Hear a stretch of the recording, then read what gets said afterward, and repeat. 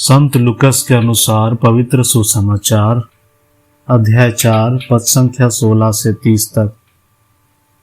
ईसा नाजरेत आए जहां उनका पालन पोषण हुआ था। विश्राम के दिन वह अपनी आदत के अनुसार सभागृह गए।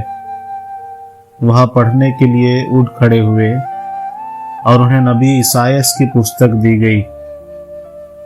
पुस्तक खोलकर ईसा ने वह स्थान निकाला जहां लिखा है, प्रभु का आत्मा मुझ पर छाया रहता है, क्योंकि उसने मेरा अभिषेक किया है।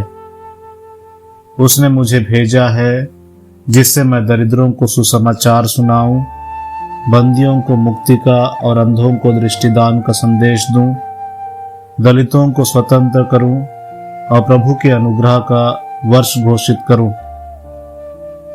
ईसा ने पुस्तक बंद कर दी और वह उसे सेवक को देकर बैठ गए। सभागृह के सब लोगों की आंखें उन पर टिकी हुई थी। तब वह उनसे कहने लगे, धर्म ग्रंथ का यह कथन आज तुम लोगों के सामने पूरा हो गया है।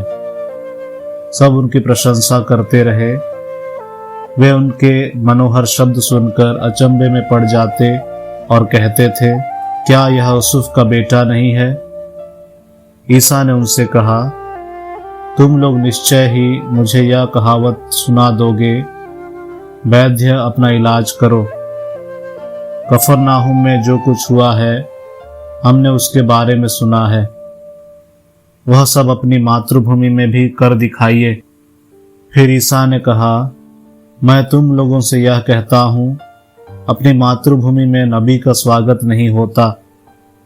मैं तुम्हें विश्वास दिलाता हूँ कि जब एलियस के दिनों में 3.5 वर्षों तक पानी नहीं बरसा और सारे देश में घोर अकाल पड़ा था, तो उस समय इज़राइल में बहुत सी विधवाएं थी। फिर भी एलियस उनमें से किसी के पास नहीं भेजा गया। वह सीदोन के सरेफ्ता की एक विधवा के पास ही भेजा गया था।